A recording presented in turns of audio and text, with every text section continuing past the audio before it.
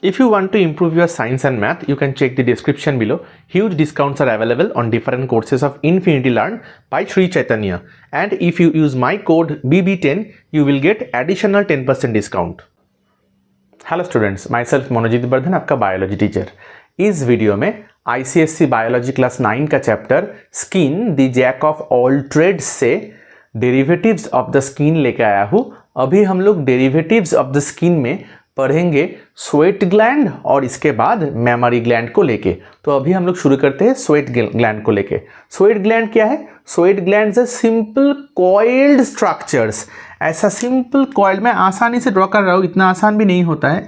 ऐसा coiled structure होता है और इसका एक ट्यूब जाके वो स्किन के बाहर यानी एपिडर्मिस में ओपन होता है। तो ये जो कॉइल्ड पोर्शन रहता है, ये कॉइल्ड पोर्शन को हम लोग कहते हैं सिक्रेटोरी पार्ट। सिक्रेटोरी पार्ट जो रहता है स्किन के डर्मिस में, ठीक है, स्किन के डर्मिस में ये सिक्रेटरी पार्ट रहेगा जो कॉइल्ड स्ट्रक्चर है। यहां से एक ट्यूब या डक्ट ऊपर जाता है जिसको हम लोग कहते हैं एक्सक्रीटोरी पार्ट। तो इसको हम लोग कहेंगे एक्सक्रीटोरी पार्ट। एक्सक्रीटोरी पार्ट जो एकदम सीधा डर्मिस होके एपिडर्मिस होके स्किन में ओपन होता है। तो ये जो ओपनिंग है, अगर ये स्किन लेयर है, ये स्किन के बाहर यहाँ पे ओपनिंग हुआ इसका, तो ये ओपनिंग को हम लोग क्या कहेंगे? ये ओपनिंग को हम लोग कहेंगे स्वेट पोर, ठीक है, स्वेट पोर। और ये जो ट्यूब ऊपर गया इसको हम लोग स्वेट डक्ट भी कह सकते हैं या स्वेट ट्यूब भी कह सकते हैं एक्सक्रीटरी पार्ट को। अभी ये जो स्वेट पोर है ये ह्यूमन बॉडी में, एक एडल्ट ह्यूमन बॉडी में अबाउट 2 मिलियन यानी 20 लाख के करीब स्वेट पोर्स हो सकता है। इसमें भी डिफरेंस आएगा क्योंकि जो हॉटर कंट्रीज जो है, हॉटर कंट्रीज में जो लोग रहते हैं उसका स्वेट पोर का नंबर ज़्यादा होगा। जो लोग कोल्डर कंट्रीज में रहते हैं जहाँ पे स्वेट कम होता है तो उनका स्वेट पोर का नंबर भी कम होगा। एवरेज अगर हम लोग देखेंगे तो बॉडी के बैक में 60 to 80 स्वेट पोर्स रहता है पर सेंटीमीटर स्क्वायर ऑफ स्किन, ठीक है।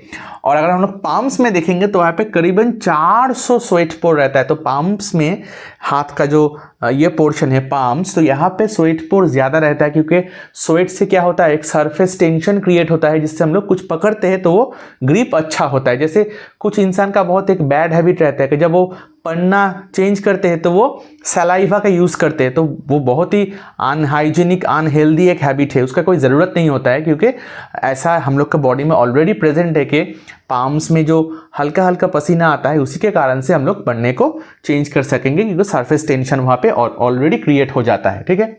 अच्छा, और हर वक्त 24 घंटा ही हम लोग का स्वेटिंग या परस्पिरेशन होता है, लेकिन वो सामान्य मात्रा में होता है तो वो दिखता नहीं है या हम लोग फील नहीं करते हैं, ठीक है। तो इसको हम लोग इंसिपिएंट स्वेटिंग या इनविजिबल स्वेटिंग कहेंगे। लेकिन अगर हम लोग कभी दौड़ रहे हैं या स्ट्रेनस एक्सरसाइज कर रहे हैं तो उस वक्त स्वेट का अमाउंट जो है वो बढ़ जाएगा, वो आसानी से दिख जाएगा हम लोग को, ठीक है। तो ये स्वेटिंग जो होता है इसका फंक्शन क्या है? The major function of sweating is to lose body heat by evaporation. तो बॉडी का तापमान अगर ज्यादा हो जाता है तो बॉडी हीट को वो लूज कर देता है by the process of evaporation, ठीक है।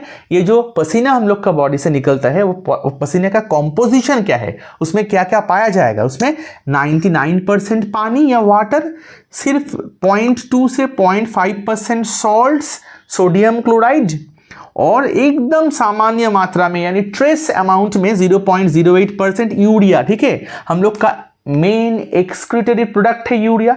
हम लोग का बॉडी से जितना भी यूरिया निकलता है उसका सिर्फ 1% यानी ट्रेस अमाउंट, सामान्य मात्रा, सिर्फ 1% यूरिया ही निकलता है हम लोग के पसीने के माध्यम से। बाकी जो अमाउंट है वो कहाँ से निकलता है? वो यूरिन से निकलता है ना, ठीक है। तो ये रहा स्वेट का कॉम्पोजिशन। कभी कभार हम लोग का कोल्ड स्वेट हो सकता है। ये किस लिए होता है? ये होता है साइकिक इन्फ्लुएंस के कारण से। अगर कोई डर जाता है, अगर कोई डर गया, घबरा गया, तो उस वजह से कोल्ड स्वेट होता है, ठीक है। स्वेटिंग में also accompany nausea and severe pain. यानी अगर किसी का ज्यादा पसीना निकल रहा है तो वहां पे वॉमिटिंग टेंडेंसी हो सकता है, नोजिया, या फिर सीवियर पेन हो सकता है। क्यों?